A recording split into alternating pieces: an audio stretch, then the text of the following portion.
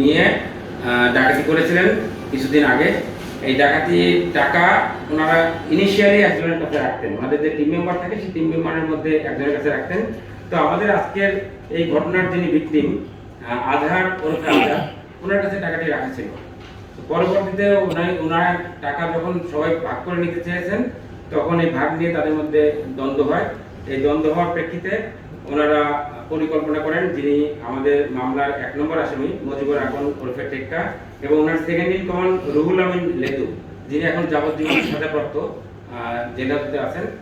তো এরা দুজন এবং আরো তাদের সহযোগী শামীম, এই তিনজনকে নিয়ে তারা পরিকল্পনা করে যে তাদেরই একজন সদস্য আমাদের ভিকটিম আজহারকে তারা হত্যা করবেন।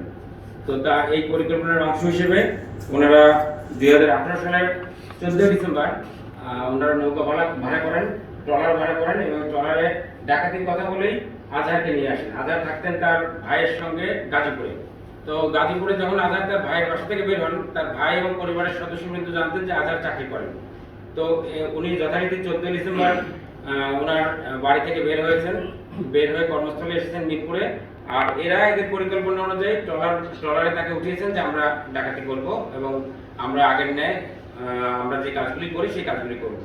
এই প্রেক্ষিতে যখন তারা মাঝ নদীতে যায়, গিয়ে তার সঙ্গে বাকবিতণ্ডা হয় এবং একটি পর্যায়ে তারা তাদের পূর্ব পরিকল্পনা অনুযায়ী চাপাতি দিয়ে কুপিয়ে তাকে নির্মমভাবে হত্যা করে।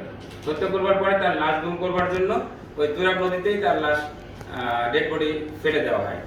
তো তারপরে যথারীতি সন্ধ্যার সময় যখন বা রাতে যখন তার বাসায় ফিরবার কথা ছিল, যখন ভিকটিম আজাদ বাসায় ফিরেন না, তখন তার ভাই সন্ধান করতে থাকেন, ফোন দিতে থাকেন, কিন্তু তার কোনো সন্ধান পান না, ফোন বন্ধ পান।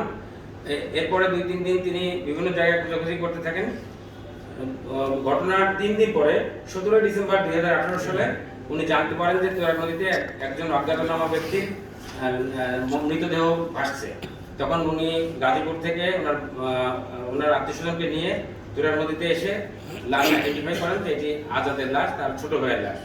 তারপরে যথারীতি সাভার থানায় একটি হত্যা মামলা দায়ের হয় অজ্ঞাতনামা আসামিদেরকে উল্লেখ করে। এরপরে মামলা তদন্ত চলতে থাকে। একটা পর্যায়ে মামলাটি আমাদের পিবিআইয়ের কাছে আসে, মানে ঘটনা কিন্তু 18 সালে। আর আমরা এই মামলাটি কনফার্ম করেছি, আসামি কনফার্ম করেছি এবং তাকে আইডেন্টিফাই করেছি এবং তাকে গ্রেপ্তার করেছি আমরা এই বর্তমান 2024 সালের 10 দিন আগে। তো আমরা যখন তাকে আইডেন্টিফাই করলাম, আইডেন্টিফাই করবার পরে তাকে আমরা বিভিন্ন জায়গায় সন্ধান করতে থাকলাম, দেখলাম যে তার মুভমেন্ট অস্বাভাবিক। কখনো বরগুনা থাকেন, কখনো মিরপুরে থাকেন, কখনো গাজীপুরে থাকেন। এবং আমাদের যিনি 1 নম্বর আসামি মজিবুর আকন, উনি 2টি বিয়ে করেছেন। প্রথম স্ত্রী থাকেন মিরপুরে, তার সঙ্গে তার বনিবনা নেই। দ্বিতীয় স্ত্রী নিয়ে উনি থাকতেন গাজীপুরে এবং মিরপুর এলাকায় এই ধরনের ঘটনা ঘটে উনি সবসময় গাজীপুরে যেয়ে হাইড আউট করতেন। যখন পরিস্থিতি স্বাভাবিক হতো তখন উনি আবার তার টিমকে দিয়ে আবার কাজ শুরু করতেন। কখনো কখনো তিনি অ্যাবসেন্ট থাকলেও তার টিম এই কাজগুলি করতেন।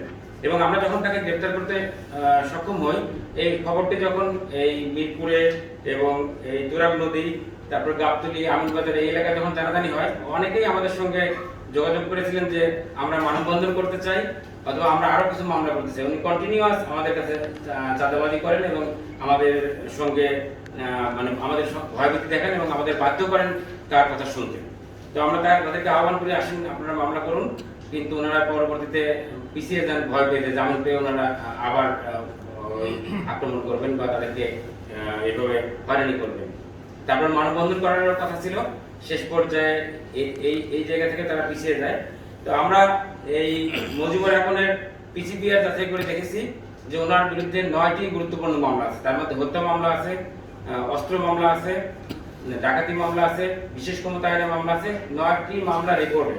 এবং তার সহযোগী যারা আছেন তাদের বিরুদ্ধে একাধিক মামলা আছে।